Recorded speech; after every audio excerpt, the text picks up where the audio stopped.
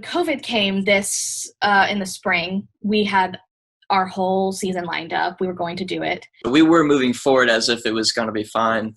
And then we hit March. It was like before spring break, we were pretty sure that it was going to have some sort of impact. It's called Tales of Phantasmagoria. I co-created it last year, and we did 4 episodes last summer that we shot, and they all came out like last October, so they're coming up on a year old. And then we were supposed to run the same kind of schedule again this year, and then, of course it's all been delayed, so now it doesn't get to come out on, Halloween. The school said that they would no longer hold events. We were making plans to do them outside of that, until San Marcos itself came through and said, you cannot meet in groups over 10 people. Did we decide that, or did I decide, I guess, this is the executive decision, was I just came down and said, hey, so we're just not going to worry about it. We're going to postpone the season. Everybody needs time to take care of themselves right now. This is a crazy time. We just need to take a break. Over the summer, Jane Doe held what we called a bake-off. Basically what we gave them was ingredients, which were about 5 or 6 things that they had to have within the 10-minute play. Once we read through those submissions, I believe it was a week later that we came in. It's very blurry. It happened very fast. But then we read the submissions. We informed those 3 writers that we would love to produce their play. And then, of course, after spring break, by the time they shut down, school and all school went online, we were like, yeah, this is gonna have to be delayed. They were readings, so we didn't have to have any set. They didn't have to memorize their lines. They could just have the script in front of them. It was very simple. That's one of the good things about Zoom plays, is it's this, it's just us here talking.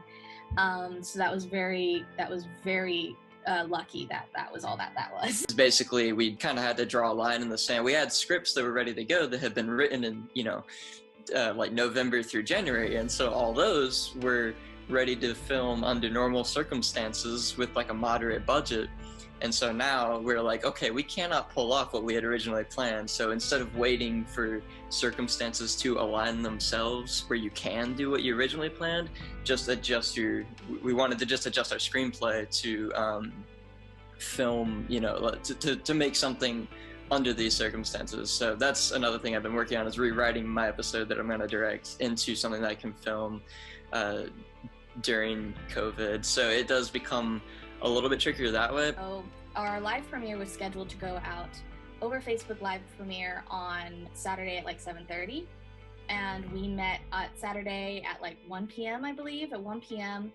and we all came in like this, and we did the readings. We had to do a lot of finagling with hiding non-video participants. We utilized this by everybody who wasn't in that particular reading just turned their video off, and they were hidden from the recording. The directors were reading the stage directions, and we hid our videos the whole time. You just heard our voices, and it actually looks really cool on the video. It looks like you're just getting a voiceover. DGA put Steven Soderbergh in charge of kind of creating like a general set of guidelines for resuming productions under the circumstances. And we kind of did go through his guidelines a little bit, which they're obviously written for much bigger productions than we have, but it did help. I mean, it's obviously the first thing is that everyone should have masks and whatnot. The actors should have masks on between setups, and then it's about minimizing your crew. So you bring in that you have your gaffer and your grips come in to set up your lighting setup. Well, then now your lighting setup is here and you're about to shoot, so you don't need your grips and your gaffer standing on the actual set, so you can send them somewhere else, so that way your sound crew can now come in. So you can kind of move, still stick with the recommended 10 people, but you can you could still have 15-20 person crew if that's what you need. You just have to be smart about how you shift them around.